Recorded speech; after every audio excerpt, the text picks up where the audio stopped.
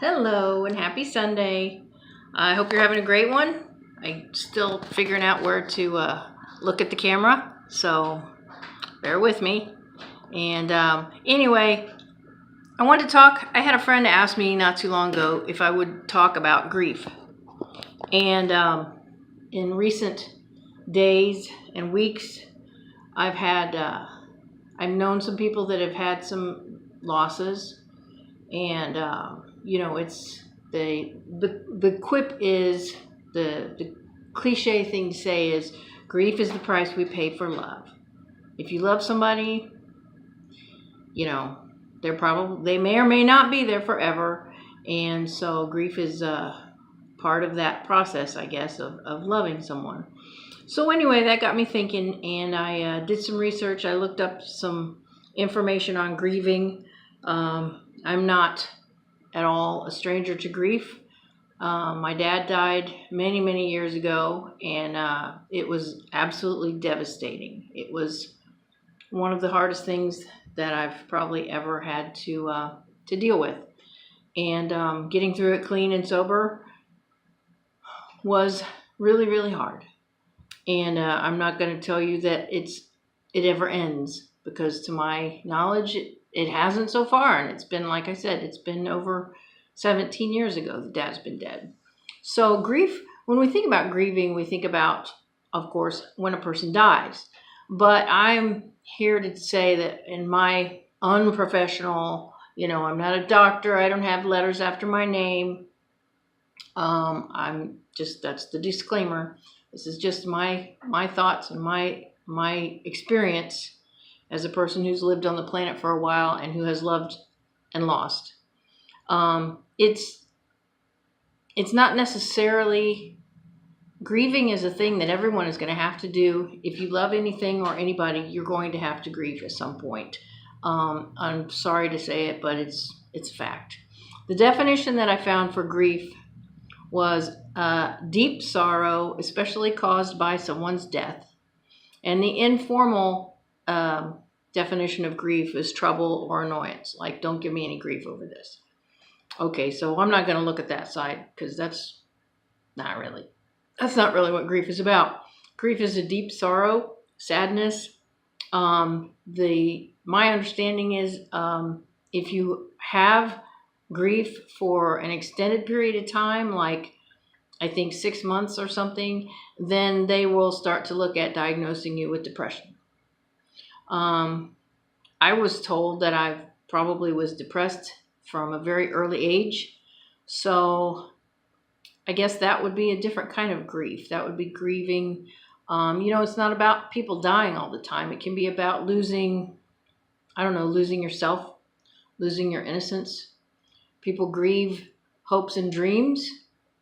I know that when a person goes through a divorce, they say that is very much like a death, and it is, because a divorce, if you think about it, it's actually it's a relationship of three, not just you, them, and God. It's also you and your partner, and also the marriage itself is kind of an entity that has died. So yeah, that's a different kind of grief. Anyway, so I found this stuff from the work of Elizabeth Kubler-Ross and David Kessler. She is the person who wrote the book about the 5 stages of grief. And I found 4 definitions, and I wrote all this stuff down because I wanted this to be, a good video, and it works out better when I plan ahead. Go figure. And this is pretty heavy, and so I'm doing it right before I go to church, because that's where I get my relief from the grief. I tend to be kind of a depressive person, I guess.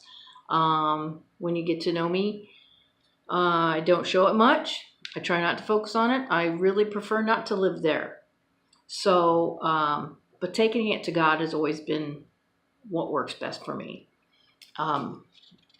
Regardless of whatever else is going on and other steps I take to deal with the grief. Okay, so 4 definitions.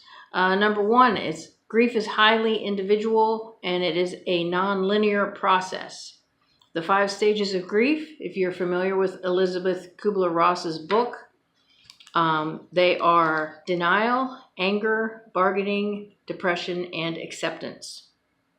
That is not to say that everyone goes through all 5 stages or that they go in a particular order, because they don't. I found for me, it's kind of been a looping roller coaster type of a thing where, today I might accept it, and then later this evening I might be totally in denial again. A lot of people, I think, anger being the secondary emotion. Anger is something that we feel more safe showing, especially men. We can demonstrate that we're mad because feeling grief or sadness or sorrow makes us feel vulnerable. So anger is definitely one of the stages of grief, and it's not to say it's not legitimate, but it's also not a place that in the healing process you probably want to camp out and stay there for very long if you can help it. The second definition is grief is a healing process. Just said that. Grief transforms the broken, wounded soul, a soul that no longer wants to get up in the mornings, a soul that can find no reason for living, a soul that has suffered an unbelievable loss. Grief alone has the power to heal. How's that? Grief alone has the power to heal. That's the thing is, it doesn't come on all at once. We can't really control it. It's like waves of the ocean. For me, when my dad died, I was blessed to be there with him at that moment. And for the months leading up to that, I'm so grateful. I wouldn't trade it for anything. As much as I wish it hadn't happened, I'm grateful that I was there. But the process, nonlinear, is what it says. It was very nonlinear. There were 2 weeks where I was just kind of feeling okay.